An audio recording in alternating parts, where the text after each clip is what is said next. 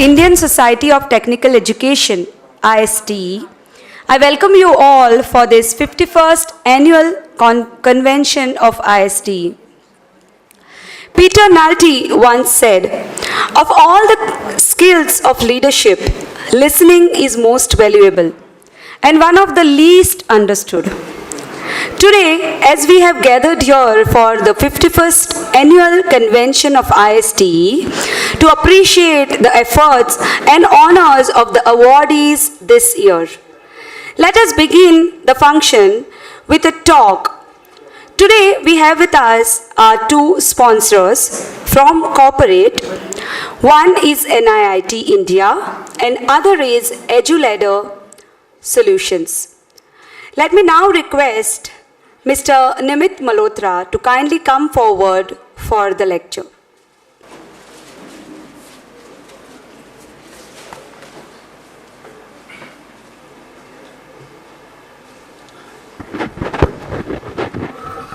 A very good afternoon to all dignitaries present here and the educators who have contributed to the society. I don't want to make everybody aware that what NIT is, but now NIT has been revamped and have come up with the new exponential technologies in the field of data science, AI, cybersecurity, cloud computing, for those all students who are actually looking to upgrade themselves. So here I am just to make aware that all of you that we are back, we are more stronger, we are more capable to deliver what we have been delivering from past 40 years and looking forward ahead for your all contribution, your support and your blessings to succeed in life.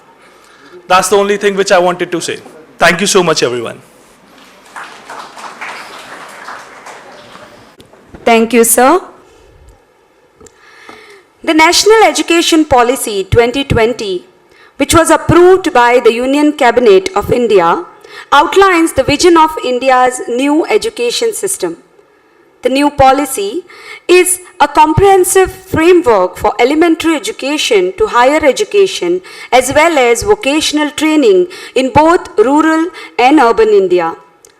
To elaborate on NEP, today we will now have the Karnataka State Commemorative Lecture, which will be given by Dr. K.K. Agarwal, Chairman, NBA. Before I request Sir to start with his lecture, may I call Karnataka Section Chairman, Dr. D.S. Suresh Sir, and the EC members to kindly felicitate the keynote speaker, Dr. K.K. Agarwal. Person from the other sponsor for the day, EduLadder Solution, I request Mr. Aditya Sonavle to say something about the company.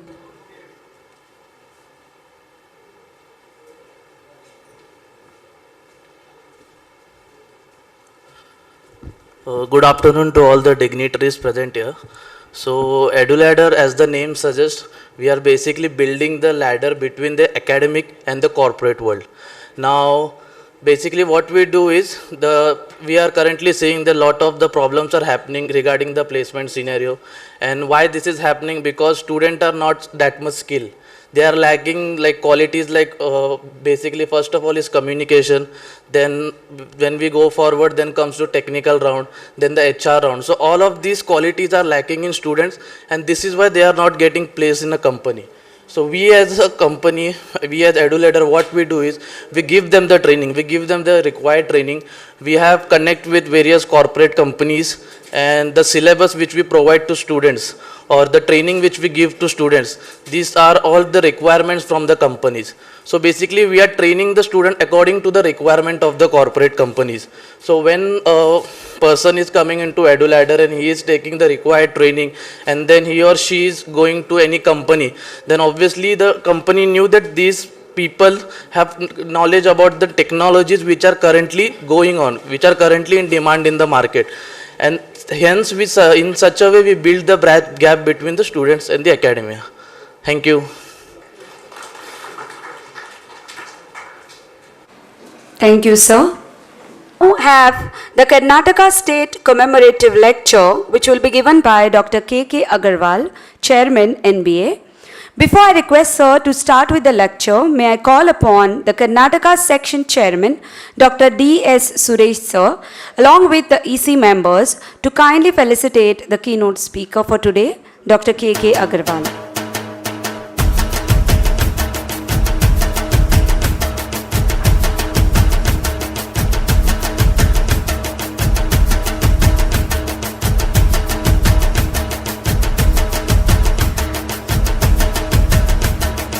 Vice Chancellor VTU Kari Siddappa Sir will be doing the felicitation.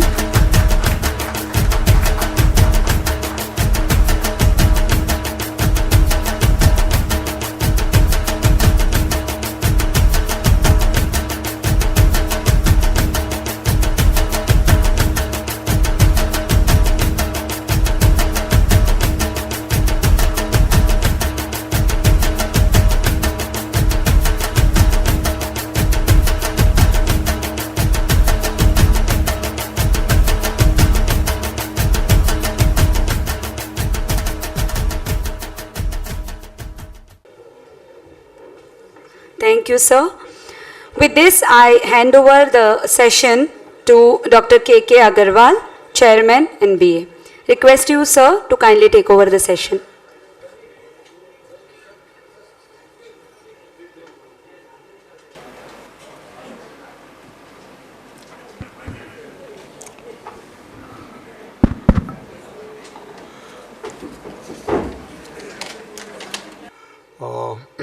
Dr. Desai, National President of ISTE, members of the Executive Committee, my colleague Vice Chancellor Professor Krisapa, distinguished members of this college who is holding this, hosting this annual convention. First of all, let me express my gratitude to ISTE, President, members of the EC, and all my teaching fraternity here for giving me this opportunity to be amongst you this afternoon and deliver this very well-known commemorative lecture. Friends, ISTE, if I remember, I think I am participating in any function of ISTE maybe after 3 decades or so. Earlier it used to be more frequent, but then you get involved in too many things and so on and so forth. But if I remember correctly, this is probably the only society for technical education, dedicated to technical education, except that AICT and all that are there at the official level. I'll just tell you why I am trying to say that. Because technical education in the country, all over the world, was realized as a very exclusive form of education. That is why separate technical education institutions were started all over the world, including in India, in the form of IITs to begin with. Many of you would recall that we started IIT Kharagpur almost coincidence with our freedom. And then subsequent IITs and then multiple expansion and so on and so forth. Because it was believed that technology will be necessary for us for any economic self-dependence. Because economic self-dependence without technological self-dependence is impossible. No country in the world will ever give you technology which is latest, which is of current use to you, which is of maximum, optimum use to you. That never happens. I still remember when Tata and Swami Vivekananda happened to travel together on a sea voyage. And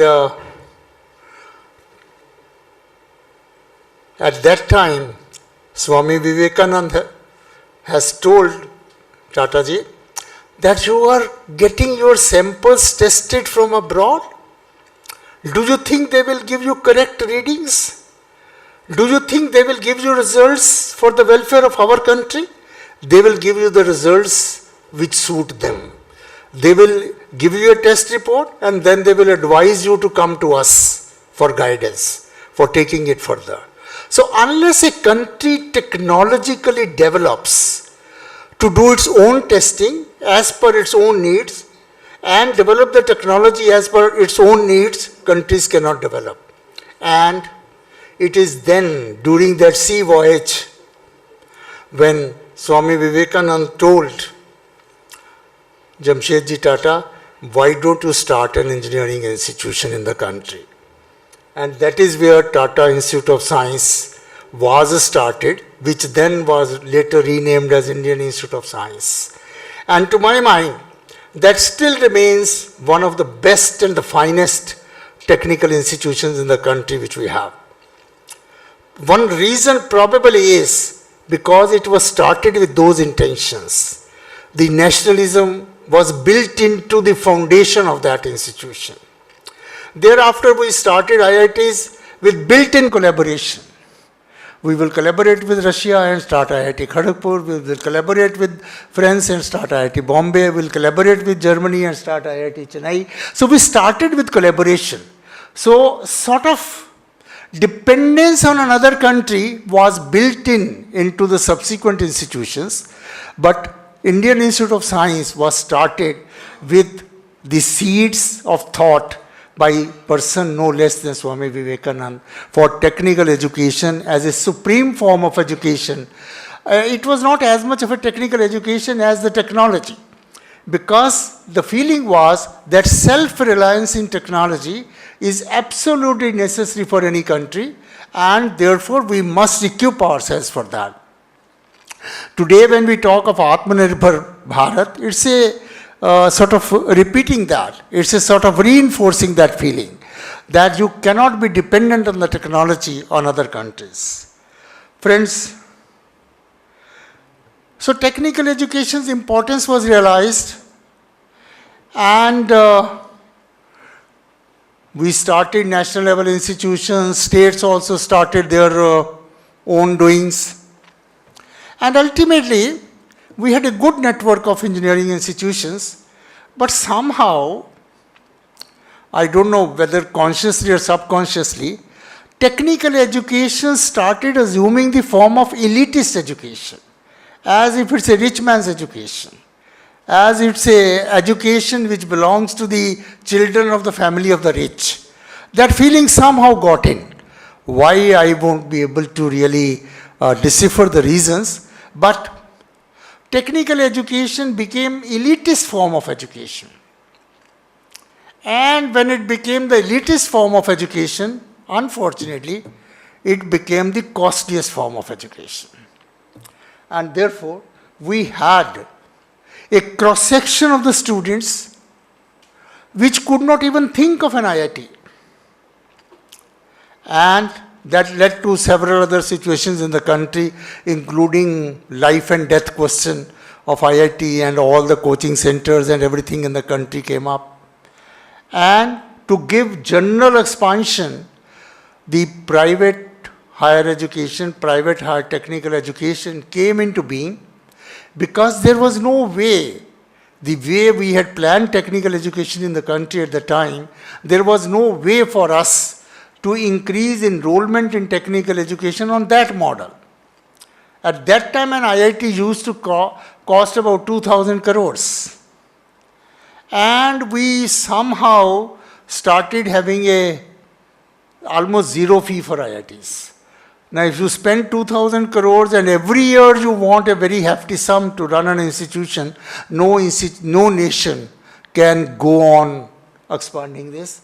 And that is where we came to a situation that private partnership in higher education, and more so in higher technical education, became almost a must. And we have today in the country a very large number of private technical institutions, some of them doing pretty well. Many of them have yet to reach that maturity stage of giving quality education. But the point which I thought I'll raise is that this became elitist was fine in some sense, but when you try to become elitist, then it becomes super elitist. So in technical education itself, there became several categories. We still have, say for example, IITs as the supreme technical education, recognized all over the world, and trying to claim a separate niche for themselves vis-a-vis entire technical education. I read an article, if few institutions claim the merit as their sole right, then it can never work. Even president of a country like America, President Kennedy is on record, if we cannot take care of large number of poor in the country, they will ensure that we few rich do not survive. That's a capitalist country like United States of America. But somehow our elitist institutions started feeling that they should have a separate slot for themselves. And I have told invariably umpteen number of times, and there is a beautiful article which says, after all, if you want to be very high quality institution, you need PhD students, MTech students from other colleges. If somebody is a poor BTech, you admit him and believe that he will become a good MTech, then you are living in a fool's paradise. If you do not have good quality BTech education, to hope and believe that during MTech I will turn you into a supreme engineer, it's like living in a hypothetical reality. So therefore, it is in the interest of our best quality, highest, well-known, most reputed institutions to also ensure that other institutions also improve in quality, improve in merit, so that the general quality of technical education really improves. And I think it is here where ISTE should come into picture and ensure that we are not satisfied only with few lighthouses. We want average quality of technical education overall to improve.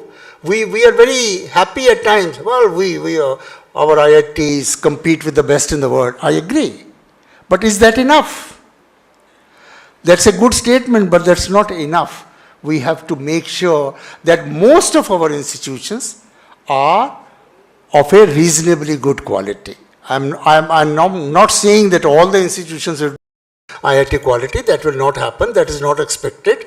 But most of our institutions should be of a reasonably good quality. That effort the country has to make, and make very strongly, very securely. And I can appeal to all my colleagues from technical education here. The stakes are for all of us to ensure that quality of technical education is maintained, is improved, then only we serve the purpose. At the moment, we are very happy in trying to have some of our best institutions nationally ranked and all that. And as a matter of fact, I find it a bit skewed picture. I think many of you know that as chairman NBA, we also declare NIRF. And I think India is the only country in the world where 8 out of 10, first 10 institutions, 8 out of them are engineering institutions. Well, as an engineer, I feel very happy about it, but as a general citizen of India, as a common academician, I feel concerned about it. If our only engineering education improves, we don't improve as a nation. We will have to improve in all domains of education, all forms of education. I have seen ranking all over the world. I don't find in USA, I don't find it in Canada, in UK, Australia, anywhere where 80% of the first 10 institutions belong to one discipline. So that indicates we can do very good, but we are not doing very good overall. So I thought in the format of, in this forum of ISTE, I'll raise this because unless we make sure of the average quality of average institutions also becoming pretty high, we don't really end up anywhere. Second point which I thought I'll raise is, every country's education has to be designed as per the needs of the country. We cannot replicate models of United States of America blindly anytime we feel like. It has to be your needs all the time.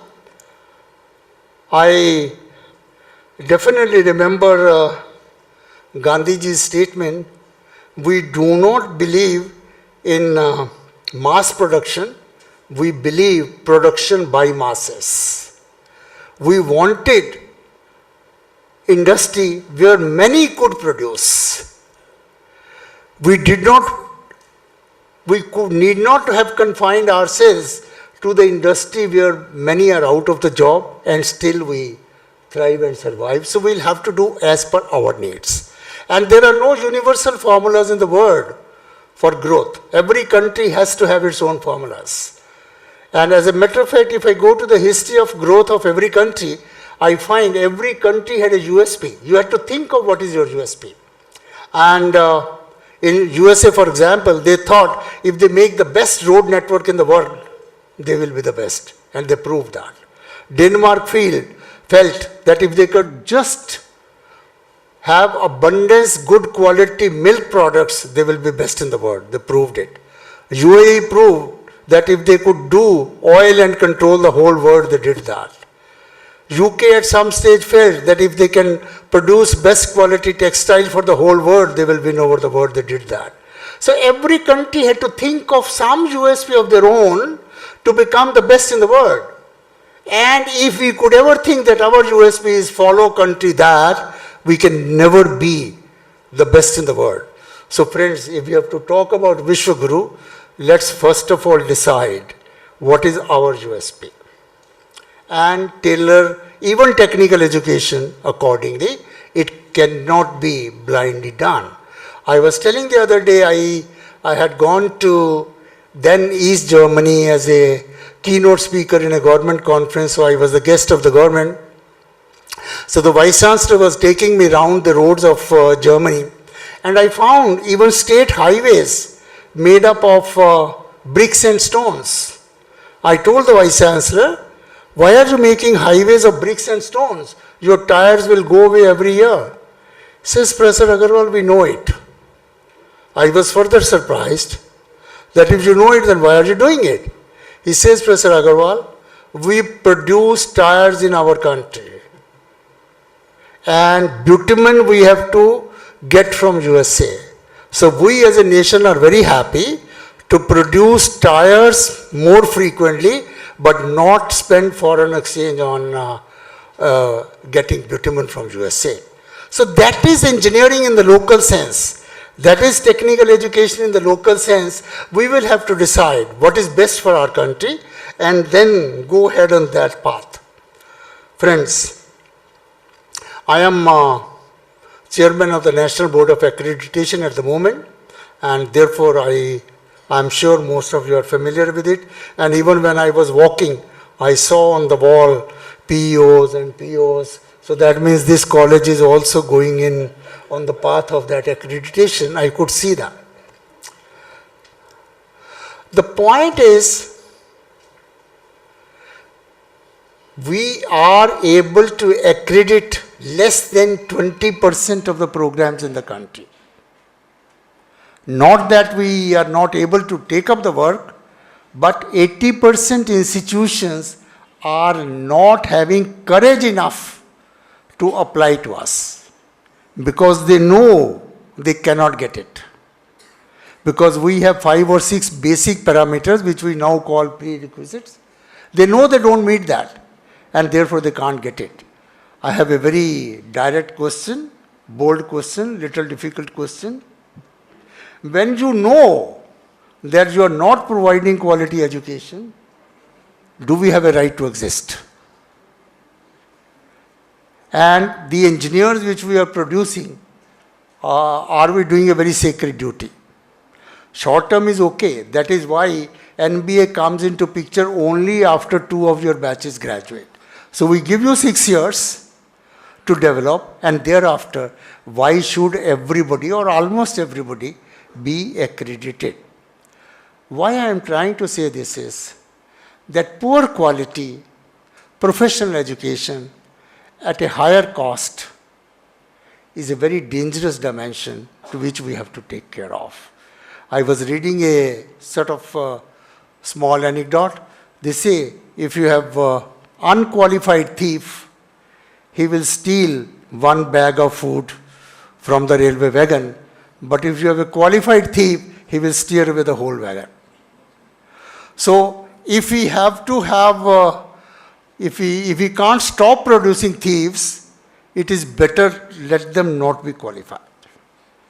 So that also brings me to another question. We have to make sure that our education is ethical, our education is value-based, and that is why, if I don't know how many of you have read the Manual of National Board of Accreditation, I did not write it, it was written 15 years ago. It says we should ensure that the graduate engineers have knowledge, skills, attitude and behavior. So these 4 attributes were considered equally important for every engineer right from beginning. And today we are talking of skill education being added to this. We always knew that skills in engineering education are necessary. It will have to be a part of it. And therefore, my request to the fraternity in this hall is, let us try to re-emphasize on all these 4 factors and make sure it does. I was asked to talk about national education policy. I think national education policy reinforces this as far as technical education is concerned.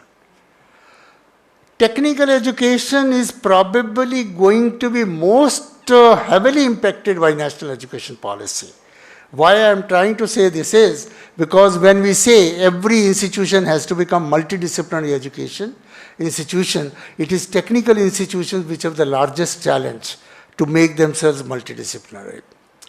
Because along with the elitist, we believed in isolation. Just as many rich people do not want to socialize with others. Similarly, we felt it's an elitist form of education. Why should we talk to other branches? Why should we talk to other subjects? Why should we talk to other teachers? We are supreme, our teachers are supreme, and the country also accepted it, society also accepted it, and we went that way.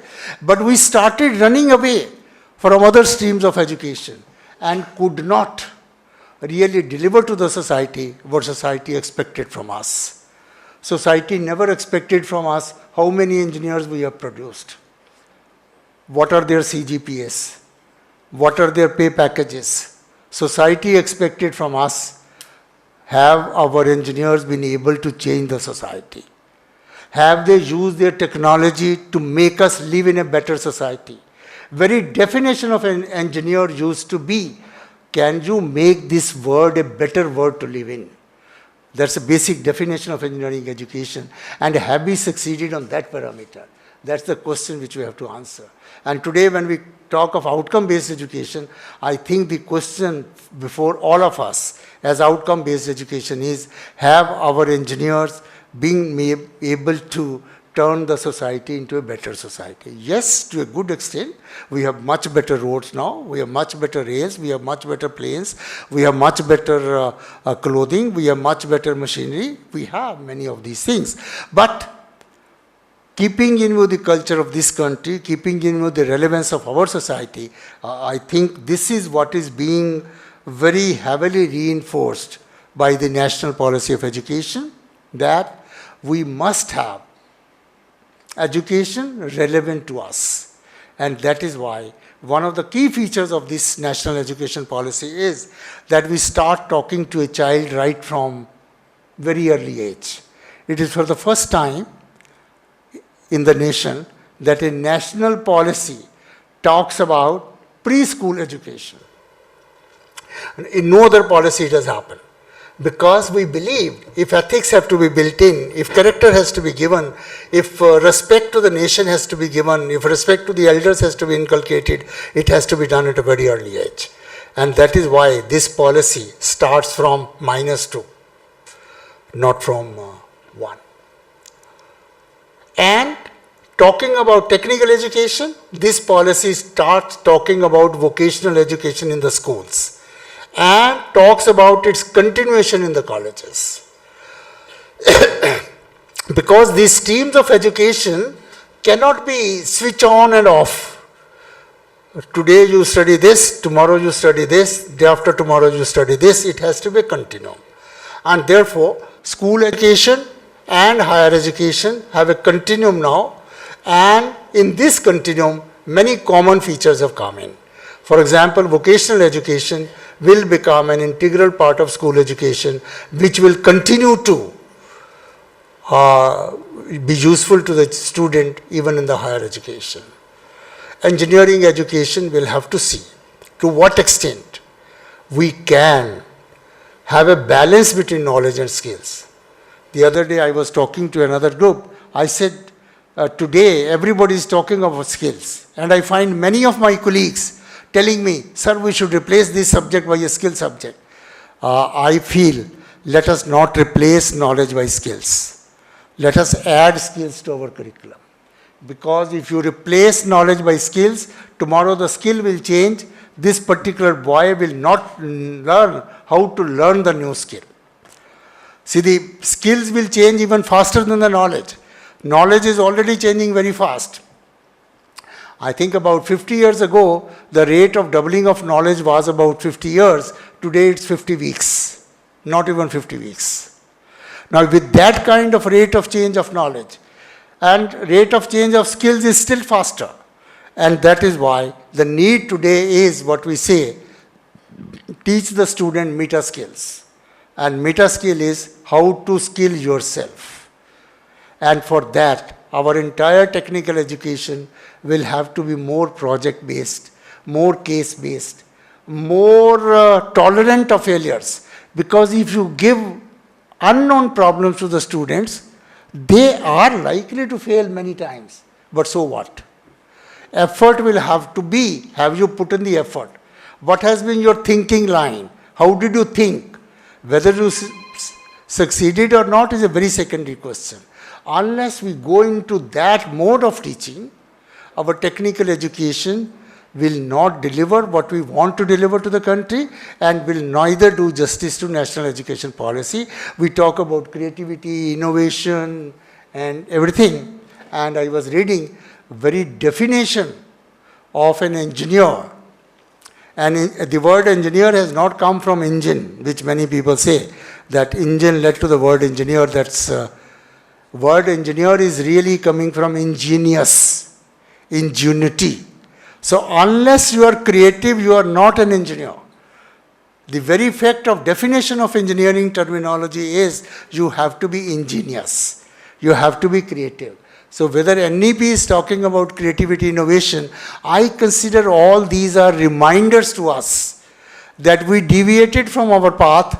These are reminders, not that these paths are new.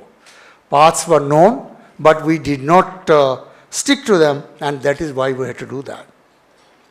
We at times become too much rule-minded. I was, at some times ago, AICT decided that let PCM be not necessary for engineering admissions. And there was a lot of hue and cry in the country. How can we have an engineer without PCM? And there was quite a voice also that means if somebody misses PCM, he can never become an engineer in life.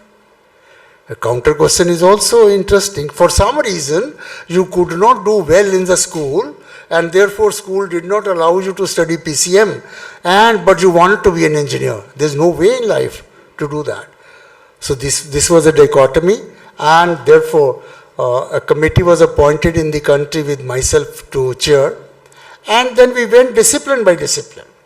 And we worked out that maybe PCM is necessary for mechanical engineering, but maybe for computer science, chemistry may not be necessary. For dairy technology, physics may not be necessary. For packaging technology, PCM all may not be necessary. So we went for all the disciplines and decided which subjects should be necessary for which branch of engineering. So what I'm trying to say is we will have to gradually learn to come out of the stereo-based formulas and come to grip with the real situation of life and see how does technical education take us forward in the real sense of the word. Friends, online education was resisted by engineers like anything.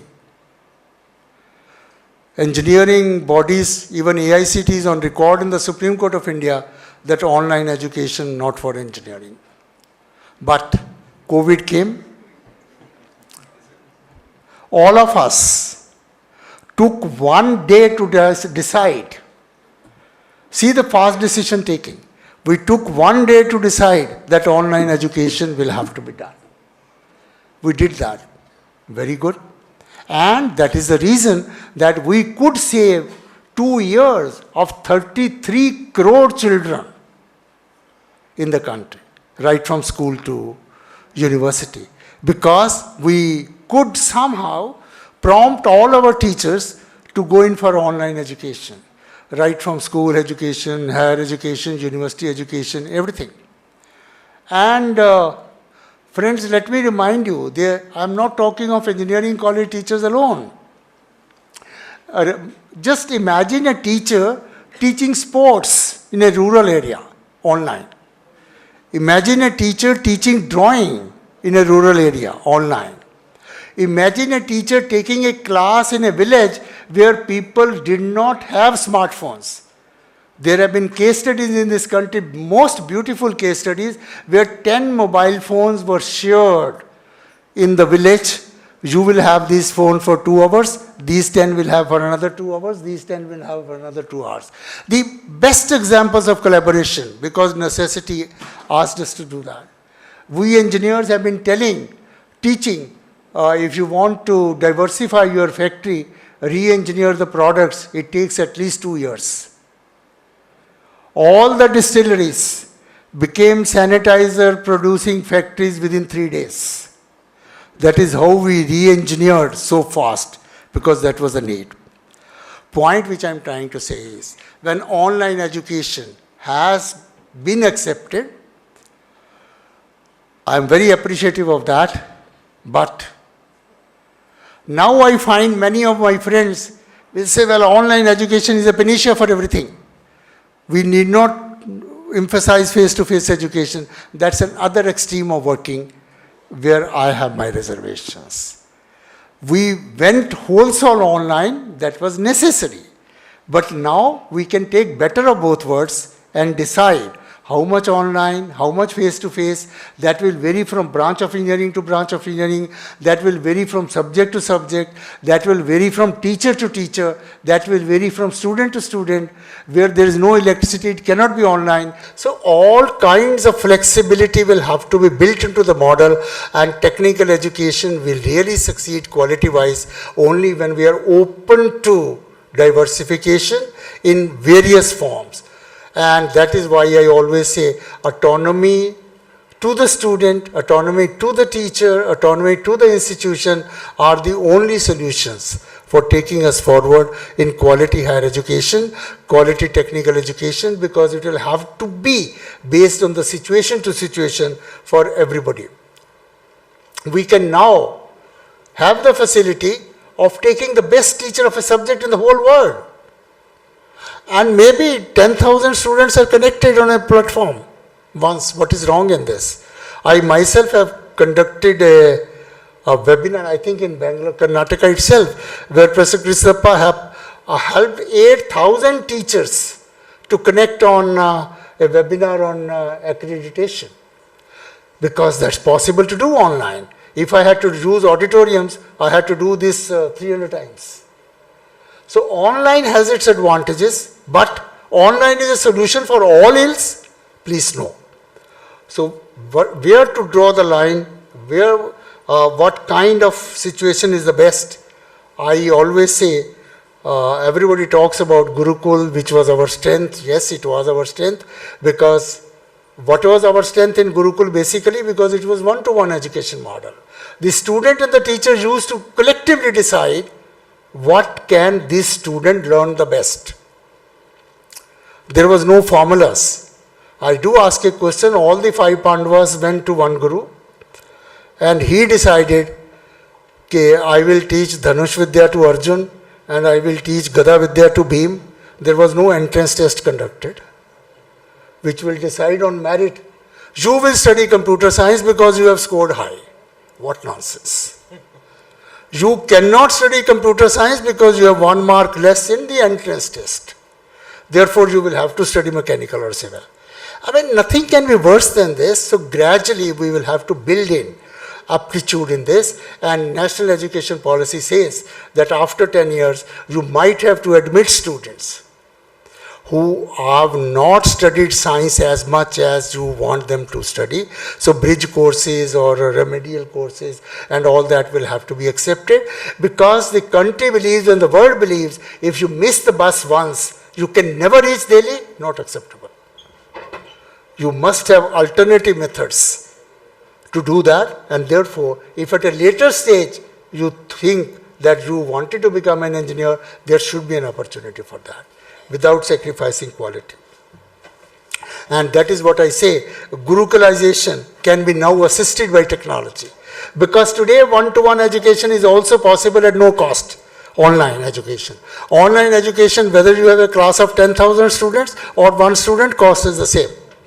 And therefore, let us use it as an opportunity to ensure what should be the class size, for what subject, for what topic, and in what manner. That has to be done. Friends, I would also say technical education, like all science educations, became very much a left half brain education. You know, where you're very logical, very rational, very algorithmic, very mathematical, very formula based. That became the domain of technical education also. But today, not so. If you produce a very good machine, which nobody likes to see, will it sell?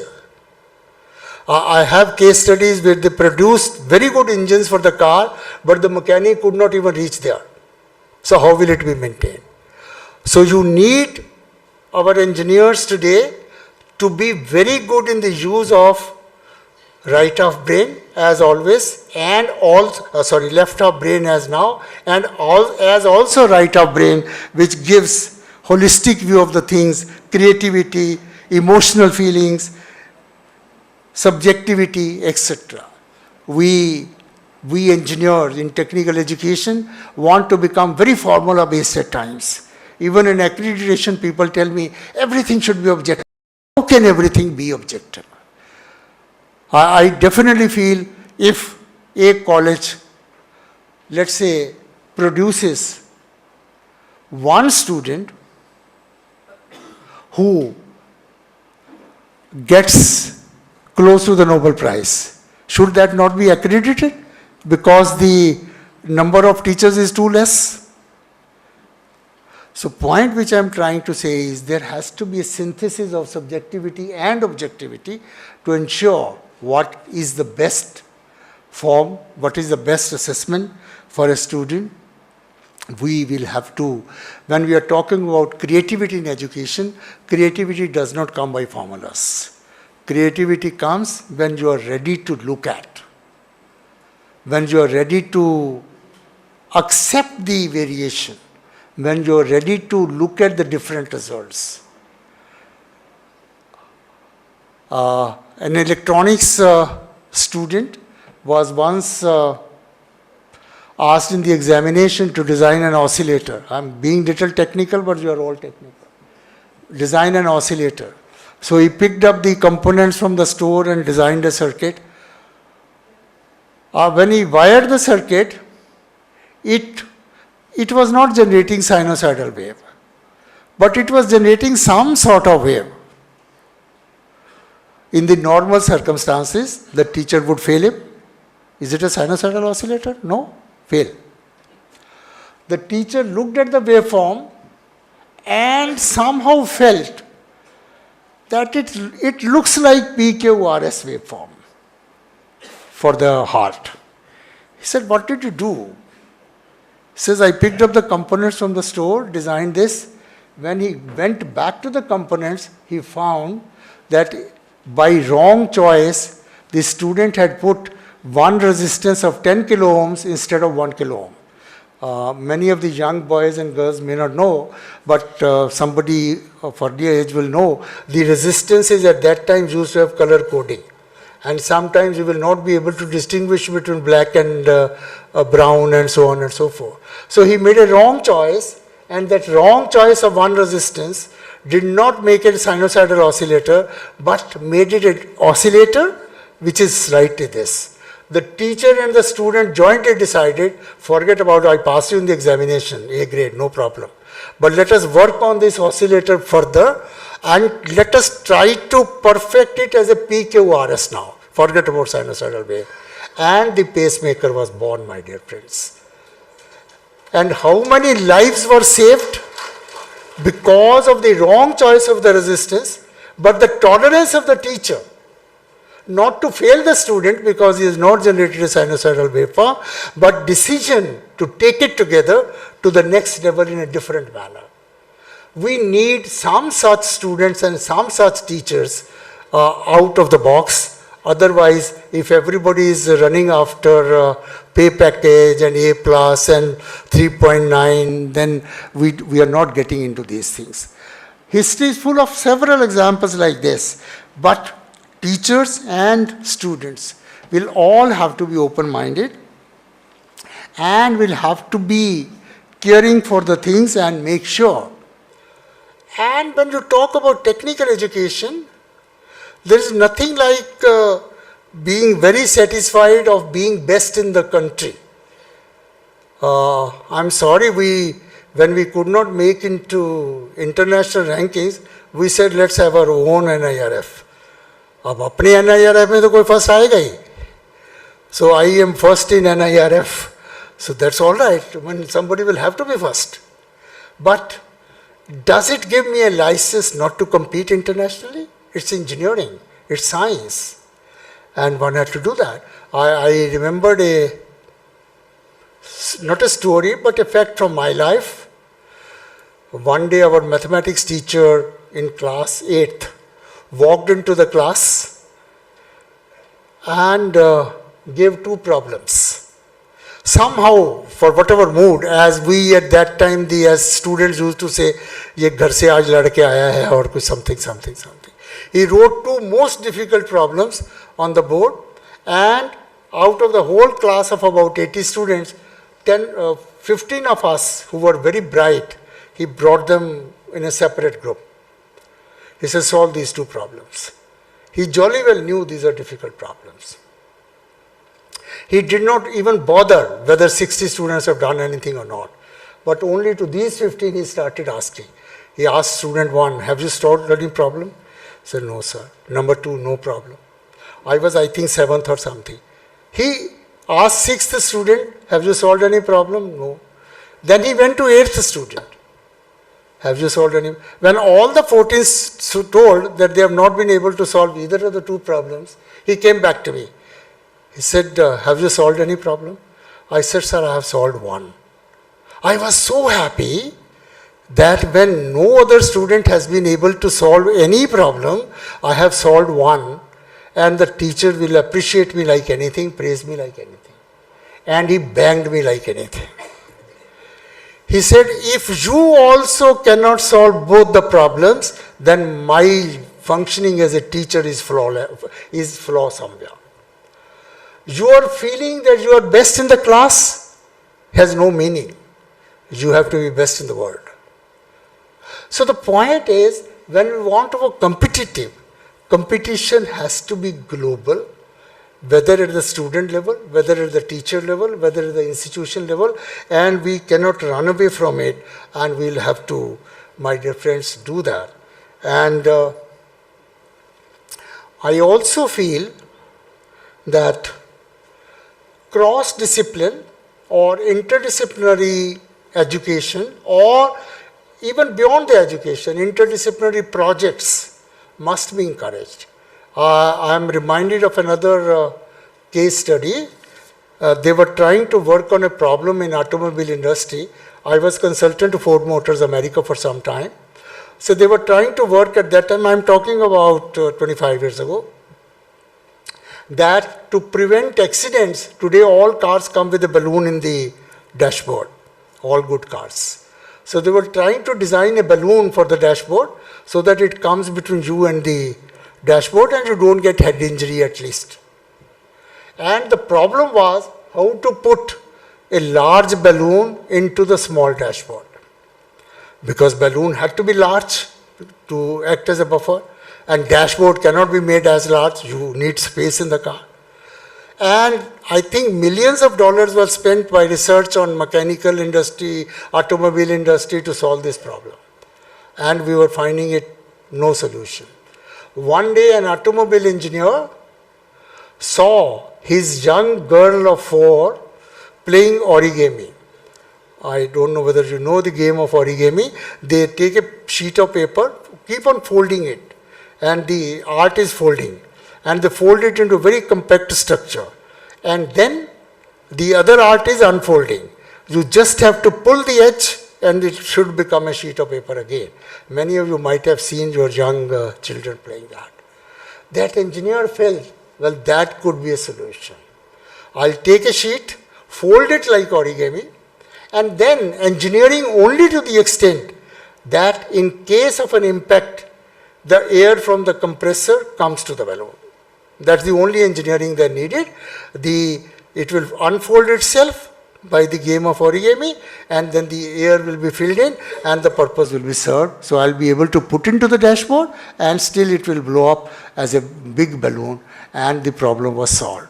So problem which could not be solved by very big mechanical industry, very big automobile industry at a cost of millions, billions of dollars, was really solved by a engineer with open eyes who saw her daughter playing origami and learnt a lesson from that and could solve that problem. So where does the solution of a problem lie is really not in our syllabus many a times, is not in our lecture notes many a times. So we have to create more and more situations for that kind where unknown problems, unknown situations are given to the students. Even if I don't know the solution, so what? Let's learn that the student and the teacher fails together. So what? See, ultimately, if we don't accept this fact of life, that many things which I could not do, my student will be able to do. Unless that fact becomes a part of the technical education teacher fraternity, I don't think we advance as a nation. We advance as a nation only and only when I make sure that my students are better engineers than I could have been at that time. Unless we change this, I am very, very critical of those teachers who say sometimes, do you think I don't know this? I have been doing this for last 30 years. Well, sir, you have been doing this for last 30 years, but you may not be correct today. You were correct at that time, but the situation has changed. And if the situation has changed and you have not changed, you have no right to stop the young minds to change. And that is where entire technical education will have to go in a very different platform. And any technology which takes us away from the real human being is not acceptable. I am a student of IT, and I still remember I had given a talk maybe 20 years ago. IT is I, that's human being, plus T, which is technology. So you use technology and my capabilities together, then only you really make use of IT. And I also said, please remember, I comes before T. So if you start depending more and more on T and forget about I, then we really don't deliver what we ought to deliver to the society. I read an interesting article because today everybody is talking of artificial intelligence. And the article very beautifully says, please make sure that more and more use of artificial intelligence does not bring us more and more natural stupidity. Because it is happening that you start believing the machine more and more, and you stop thinking more and more. Earlier, you used to go to a bank and you ask the clerk, you have made a mistake. He used to look at the ledger and find out his mistake. Today, he says, well, computer says so. That's the end of it. Whether I'm right or wrong, I don't care. Computer says so. So we have to also ensure that human being is relevant, remains relevant, and in our own interest. World is shifting to automation and it will continue to shift to automation. We can't stop it. They already say in America, 90% liars will lose their job in next 10 years. Because most of the liars do very, very routine jobs. Rent agreement, affidavits, these are very routine documents. They say automation, the computer will generate it much faster, much better. So all the jobs which do not require thinking will be automated. Don't blame anybody for that. So therefore, if you teach also that what is written in the book verbatim, then you are irrelevant. Then you will not be required. Why should you blame that the student doesn't listen to me? Because if you don't add anything value add to what is written in the book as it is. So whatever can be automated will be automated. And challenge for technical education is to create the situations which are beyond automation, where you are more relevant, where a human element comes, where emotional element comes. That is where the problem of the solution to a problem is not unique in most of the engineering situations. It varies from situation to situation and it will have to be brought in, and then only engineering education will continue to make its relevance, and that's where I'll request Dr. Desai and his team. This is Indian Society for Technical Education. We can give, you have time or Minister's come? He's coming in another 5 minutes. Okay. So 5-7 minutes after. So why I'm trying to say this is, we have a duty to ensure that we are able to generate such situations which require an element of thinking, working, which is beyond the usual classroom teaching. And then only we will be able to make more relevant technical education. Friends, flexibility is important, will continue to be important, and that is where we say in education today, it's outcome-based education which is more relevant, not the input-based education. If you say, I take good students, they have all passed 12th class, my syllabus is very good, designed by Professor A, B, C, who are all PhDs and have produced 20 PhDs. They have designed the syllabus. So therefore, my education is all right. It's not acceptable. Acceptable is you have to first write down on a piece of paper what does an engineer have to learn to become an engineer. And then work backwards. Why are you teaching anything? Is it connecting to that kind of engineering? If it is not connecting, then you are not doing outcome-based education. And that is why accreditation always insists on outcome-based education, not on input-based education, because my syllabus will be excellent. It doesn't matter if I'm not able to give it to the engineer what he or she wishes. And therefore, friends, technical education also will have to make sure that we can change whenever is required to change. Human element will remain common, will remain important. And obvious is not always correct. I'll give you a few examples. I am a student of quality and reliability engineering, and once there was a discussion in USA, which hospital is the best hospital? And somebody suggested, looks to be right, where death rate is minimum, that is the best hospital. Looks like a fine definition that death rate being minimum is the best hospital. They took that decision and found out that the country's best hospital has come out to be the worst by this formula. Because there used to be more deaths in that so-called best hospital, and then they analyzed and found that this is such a good hospital, people go there only when they become supercritical.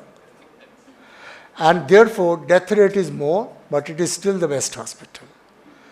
So point which I am trying to say is any single obvious metric sometimes is not a true reflection of the things. You have to be very, very vigilant to define quality, and therefore I won't say we have perfected the system of accreditation. We have to do much more still to measure quality is not all that simple. I remember another case study. They felt then when the planes come from the war, they have bullet holes because the enemy has fired on them. And they analyzed that if they want to have a bulletproof layer on the whole plane, the weight becomes too much. So they can't put a bulletproof layer on the whole plane. But then they found that we can probably put bulletproof layer at about 30% area in the plane, which will not increase its weight too much, but still be protected. Now, where to put that 30%? So they said, okay, let us look at all the planes which have come from the war, look at where the bullet holes are, and then decide where the bullet holes are maximum, we put the protective layer there. Now, you will agree, it looks to be a fine mathematical decision.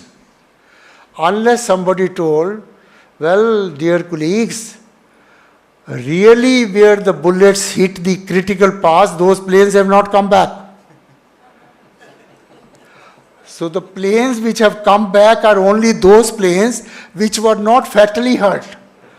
So if you really want to solve this problem, you have to look at those planes also which could not come back. So why I am trying to say this is measures of quality can be very deceptive at times, and therefore I am open to admitting that accreditation processes can have mistakes because there is no other way. And we have to refine by gradual steps. And lastly, friends, I thought I'll share with you, multidisciplinary education, even in engineering, is becoming more and more important, will become more and more important. If you look at the history of education in the country or in the world, all very bright, creative people were multidisciplinary. Say, look at Professor Jagdish Chandra Bose. He gave us a principle of microwave communication, which is hardcore physical science. Then he also gave us a principle that plants have life, which is hardcore botanical science. Can I find today a scientist who is exceptionally good in physical sciences as well as in life sciences? No, because our education has made everybody so specialized, so single idea centric, and so on and so forth. Therefore,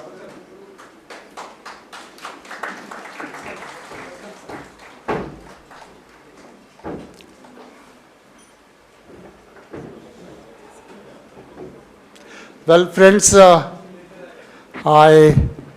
join all of you in welcoming the Honorable Minister and continue for 2 minutes more before I hand over. So what I am trying to say is that unless you are able to grasp several problems by different dimensions of knowledge, Newton, for example, he sees an apple fall, he discovers laws of gravitation. Then he discovers Newton laws of motion. Then he discovers Newton optic rings, and so on and so forth. C.V. Raman, was he the first person in the world to see that the sea is blue?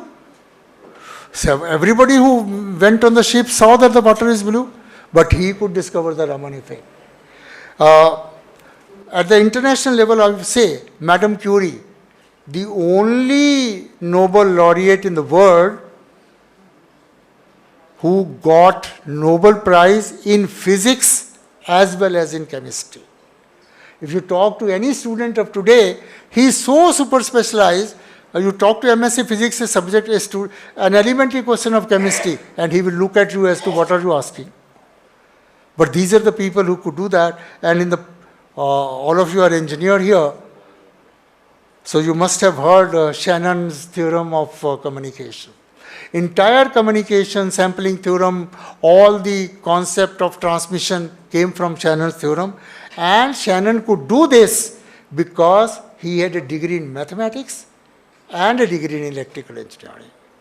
Now everybody cannot have 2 degrees, but we can teach everybody more than one subject of his choice. That is multidisciplinarity. So friends, I think the Honorable Minister is here, so you will all like to listen to him. And I believe I should close by saying and reiterating a few facts. Please make sure that the technical education is multidisciplinary. Please make sure that the technical education is more project-based. Please make sure that the technical education is more tolerant of failures. Please make sure that the technical education is more sensitive to society. Sustainability development goals have to be kept in mind for all engineers. I have given a written proposal to Washington Accord, to which we are a member as NBA, that sustainability should also become a graduate attribute, and creativity and innovation should also become a graduate attribute. We have submitted this from India to the world, and I think it will come in. Because if an engineer is not aware of sensitivity to sustainability, you design a dam and throw out 10,000 people on the roads. Is it good for the society? You will have to learn to strike a balance between development and social concerns. So unless we keep all this in mind, our technical education will not serve the purpose to the extent, and I'm sure ISTE with its membership all over the country, and you are holding this convention in a good sustainable town of state of Goa. Let's learn the lessons to make sure that the engineers and engineering education will not only coexist with nature, will help the nature to do better, and we will do all engineering without disturbing the nature. With that final signal, I thank you for patient listening, and thank you very much.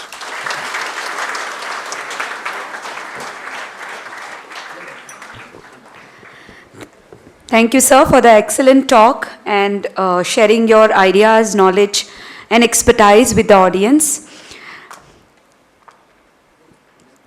ISTE, being the only national organization of educators in the field of engineering and technology, ISTE effectively contributes in various missions of the Union government. The strength of ISTE is strong base it has in technical education institutions in the country. I, Ms. Yogita Karkhanis, welcome you all for the 51st Annual Convention of Indian Society for Technical Education here at the beautiful campus of Agnel Institute of Technology and Design, Askau, Goa. We are honored to have with us as the chief guest of today's function, Honorable Chief Minister of Goa, Dr. Pramod Sawant. We also have with us Dr. Pratap Singh Desai, President ISTE, Professor Vijay Vaidya, Executive Secretary ISTE, Dr. Venkat Subbiah, Vice President ISTE, Professor R. Bhaskar, Vice President ISTE, Dr. S. G. Malashetty, Treasurer ISTE, Dr. Ranjit Sawant, Chairman ISTE Maharashtra and Goa Section, Dr. K. K. Agarwal, Chairman NBA New Delhi, Dr. Vivek Kamath, Director DTE Goa, and Father Agnel Gomes, Chairman AITD. Let us begin the function with the auspicious ceremony of lighting the lamp. Light symbolizes knowledge as it dispels the darkness. I request the dignitaries on the dais to kindly come forward for lighting of the lamp.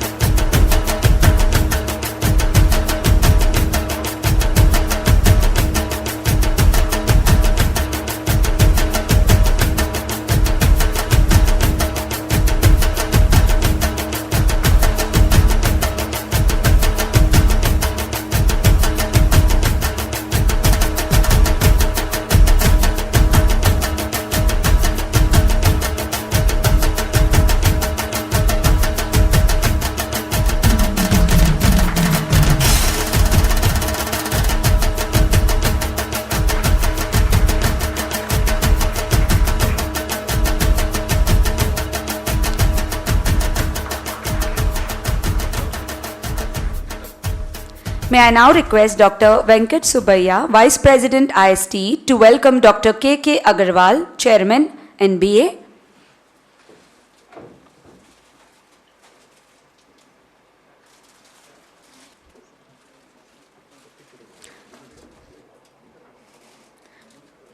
I request Professor R. Bhaskar, Vice President ISTE, to welcome Father Agnel Gomes, Chairman, Father Agnel Group.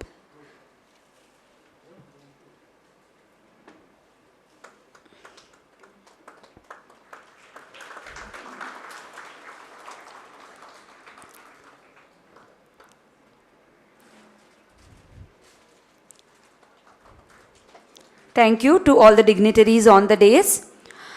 Today, on this 51st annual convention, what a coincidence it is to have the birthday of our own president, Dr. Pratap Singh Desai, sir. On behalf of all the Executive Council members, we would like to felicitate Dr. Desai on this occasion. I request Honorable Chief Minister to kindly do the honors and felicitate Dr. Pratap Singh Desai, President of ISTE.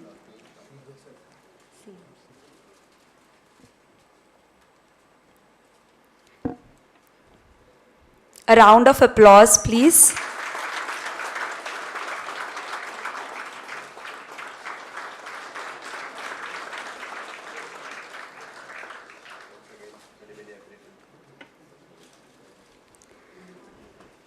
Thank you, sir. I quote Dr. APJ Abdul Kalam, "To succeed in your mission, you must have a single-minded devotion to your goal."